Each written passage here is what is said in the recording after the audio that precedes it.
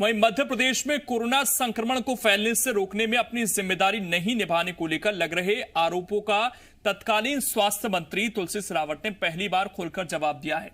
तुलसी सिलावट ने उन पर लगाए जा रहे आरोपों को बेबुनियाद बताया। उन्होंने आरोप लगाने वालों को खुला चैलेंज दिया कि वो इस मुद्दे पर डिबेट करने को तैयार हैं।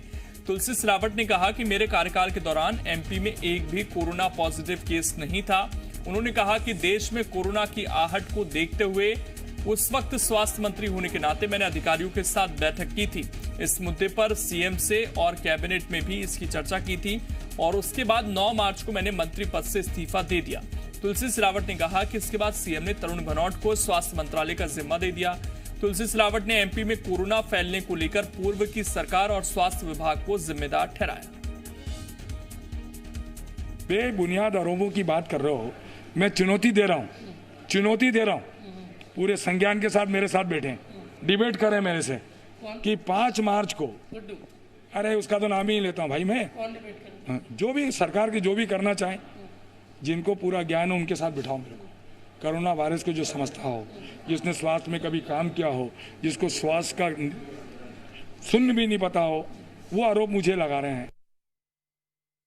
मध्य प्रदेश में जब तुलसी सिलावट स्वास्थ्य मंत्री था, 23 मार्च तक की बात कर रहा हूँ, एक भी पॉजिटिव केस नहीं था। आपने इस्तीफा स्वीकार किया, स्वास्थ्य मंत्री तरुण भानोट को बना दिया। जिस व्यक्ति को यह ज्ञान नहीं हो, जिस व्यक्ति को यह संज्ञान नहीं हो कि स्वास्थ्य मंत्री पर मध्य प्रदेश सरकार का मुखिया कौन होता है, जिसको स्वास्थ्य का शून्य भी नहीं पता हो, वो आरोप मुझे लगा रहे हैं। और हमारे एसोसिएट एडिटर हरीश दिवेकर इस वक्त फोन लाइन पर जुड़ गए हैं। हरीश, पुरानी सरकार को दोषी भी ठहरा रहे हैं लेकिन अपने आप को बचा भी रहे हैं, लेकिन तुलसी सिलावट ने यह जवाब नहीं दिया कि अगर वो ये दावा कर रहे हैं कि एक भी केस नहीं था उनके कार्यकाल के समय, तो जांच भी कहां एक भी हुई थी जो पता चलता कि केस है या नहीं है।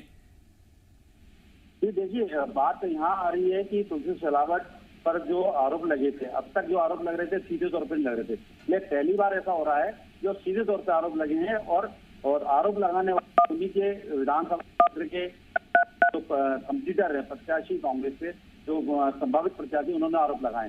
तो ऐसे में उपचुनाव में प्रचारों को शुरू होगा और सीधे तौर पर देखा जाए तो तुलसी सिलावट अटैक होगा और तुलसी सिलावट को जवाब देना भारी पड़ जाएगा। तो इसके चलते तुलसी सिलावट ने चुप्पी तोड़ी है और चैलेंज दिया है, चुनौती दी है, जिससे वो स्थिति साफ कर सके कि कोरोना उनके समय नहीं फैला था। लेकिन अब बात करेंगे कांग्रेस के आरोपों की, तो कांग्रेस लगातार आरोप लगा रही है और अभी जो इस आरोपों को बल मिला, अपर मुख्य सचिव स्वास्थ्य के हैं मोहम्मद सुलेमान, जो अभी इंदौर गए थे, समीक्षा बैठक ली, उन्होंने उसमें आरोप लगाए कि ये कोरोना फरवरी में फैला था। उसके बाद से पूरा मामला गर्मा गया, राजनीति गर्मा गई। जो सांवेर से उपचुनाव कांग्रेस के संभावित प्रत्याशी हैं प्रेमचंद गुड्डू, उन्होंने सीधे तौर पर कहा फरवरी में जब कोरोना फैला था उस समय स्वास्थ्य मंत्री तुलसी सिलावट थे, तो सीधे तौर पे वो जिम्मेदार है, उनके कारण कोरोना फैला है। मामला अब उपचुनाव में आमने सामने का है और जिसने बताया वो सामने कंप्यूटर है प्रत्याशी। तो ऐसे में तुलसी सिलावट के लिए मामला गंभीर हो गया। इसी वजह से उन्होंने चुप्पी तोड़ी और पहली बार खुल के चुनौती दी है कि जो कोरोना फैला है उनके समय नहीं फैला है, वो इस्तीफा दे चुके थे। अब बात जब तुलसी सिलावट इस बात की बोल रहे हैं कि जब कोरोना समय नहीं फैला 5 मार्च और एक भी प्रकरण, कोरोना उनके समय नहीं फैला 5 मार्च को और एक भी प्रकरण नहीं था, तो ये बात आगे तक।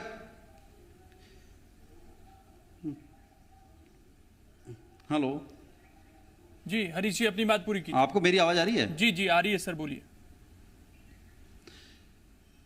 जी, उसमें बात ये आ रही है कि जैसे ही बात तुलसी सिलावट ने बोला कि 5 मार्च तक, कि जब तक कोरोना फैला और तब तक एक भी केस नहीं था उनके इस्तीफा देने तक, तो ऐसी स्थिति में 20 मार्च को कमलनाथ ने इस्तीफा दिया, तब मात्र एक प्रकरण था। तो ऐसे में कांग्रेस को फिर से एक मौका दिया गया है अटैक करने के लिए। दूसरी बात मैं बताना चाहूंगा कि इससे एक बात भाजपा के लिए भी एक परेशानी भरी हो सकती है कि भाजपा बोलेगी कि जब, हेलो जी बोलिए हरीश जी, बोलिए, आपकी आवाज आ रही। फोन कट रहा है, हाँ आवाज थोड़ा कट रहा है। उसमें यह है कि ये बात जब भाजपा के सामने दिक्कत आई, भाजपा जो आरोप लगा रही थी कि कांग्रेस ने कोरोना फैलाया है और कांग्रेस ने तैयारी नहीं की है। अब लेकिन तुलसी सिलावट एक नया मामला बोल दिया है कि एक पर भी प्रकरण नहीं था, जब कमलनाथ मुख्यमंत्री के पद से इस्तीफा दिया तब एक प्रकरण सामने आया था। तो ऐसे में भाजपा के जितने आरोप लगे थे कांग्रेस पे, स्वतः वो बेकार हो जाएंगे आरोप। और ये बात भी सामने आएगी कि अब उपचुनाव में लेकर तुलसी सिलावट को लेकर जो कोरोना को लेकर घेरा जा रहा है, वो मामला उलझ गया है उससे लेके। और हरीश, कोरोना का मुद्दा रहेगा उपचुनाव में, ये भी अब साफ हो रहा है जिस तरीके से आरोप प्रत्यारोप का दौर शुरू हो गया है। और जिस तरीके से आप भी बता रहे हैं कि बीजेपी हमेशा ये कहती आई है कि जो भी जमाती थे वो बहुत पहले आ चुके थे, उनकी जांच नहीं की गई, उनको आने दिया और उन्हीं से आगे कोरोना फैला। तो उसमें तुलसी सिलावट फिर बच सकते हैं क्या?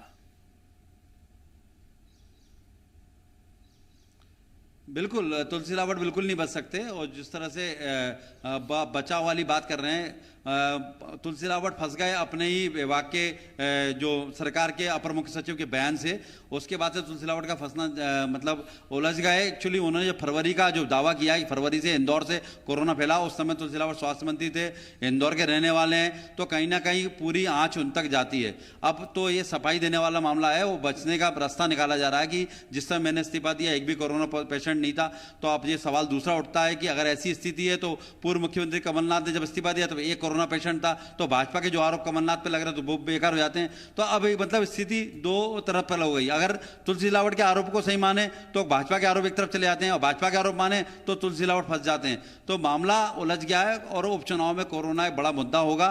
खासकर तुलसी सिलावट की विधानसभा सीट सांवेर जो है, वहां बड़ा मुद्दा बनेगा और ये इशू लंबा खींचेगा। तो इसके लिए परेशानी खड़ी हो सकती है तुलसी सिलावट के लिए। दूसरी बात करें कोरोना को लेकर, मध्य प्रदेश हॉट स्पॉट बना है जिसमें इंदौर सबसे ज्यादा प्रकरण है। अभी भी देखेंगे तो एक्टिव केस 3000 से ज्यादा लगभग एक्टिव केस सामने आ रहे हैं। इंदौर में लगातार पॉजिटिव है। और आप कंटेनमेंट की बात करें तो कंटेनमेंट फ्री करके अभी भी इंदौर को पूरी तरह नहीं खोला जा सका है। कहीं ना कहीं भय है। जिला प्रशासन से हमारी आज सुबह बात हुई थी, उनका भी कहना है कि हम एकदम नहीं खोल सकते इंदौर, धीरे धीरे खोलेंगे। और 8 तारीख के बाद जो केंद्र सरकारी गाइडलाइन जो जारी हुई है उसमें मंदिर, मॉल और अन्य ऐसे कई संस्थान है जो खोलना है। तो उसमें भी इंदौर कलेक्टर से बात हुई, उन्होंने बोला कि हम मंदिर और मॉल नहीं खोलने जा रहे हैं क्योंकि इंदौर हॉट स्पॉट है, जब तक इंदौर के ऊपर सेटिस्फेक्शन नहीं होगा। तो मध्य प्रदेश में हॉट स्पॉट बन चुका है इंदौर। इस स्वास्थ्य मंत्री तुलसी सिलावट थे। अब राजनीति के लिए सियासत पे आरोप प्रत्यारोप का दौर चलेगा, लेकिन कहीं ना कहीं तुलसी सिलावट केंद्र बिंदु रहेंगे। इसके उपचुनाव के अंदर भी केंद्र बिंदु रहेंगे, भाजपा भी केंद्र बिंदु रहेगी। क्योंकि जिस समय कांग्रेस ने सरकार गई 23 मार्च को, मुख्यमंत्री शिवराज सिंह चौहान ने जब शपथ ग्रहण की थी, उसके बाद से 4 प्रकरण सामने आए थे। और उसके बाद से लेके आज तक जो 7,500-8 हज़ार का जो पॉजिटिव का आंकड़ा गया है, तो ये कार्यकाल जो है पूरा भाजपा के इसमें गया। तो जवाब तो भाजपा को भी देना होगा। हालांकि भाजपा कह रही कांग्रेस ने तैयारियां नहीं की थी, तो कांग्रेस को भी जवाब देना होगा उन्होंने क्या तैयारी की थी, और भाजपा को जवाब देना कि उनके आने के बाद उन्होंने किस तरह नियंत्रण किया। लेकिन आम जनता को सामने उपचुनाव में कोरोना बहुत बड़ा मुद्दा होगा और केंद्र बिंदु में तुलसी सिलावट रहेंगे। शुक्रिया आपका जुड़ने के लिए और जानकारी देने के लिए हरीश दिवेकर।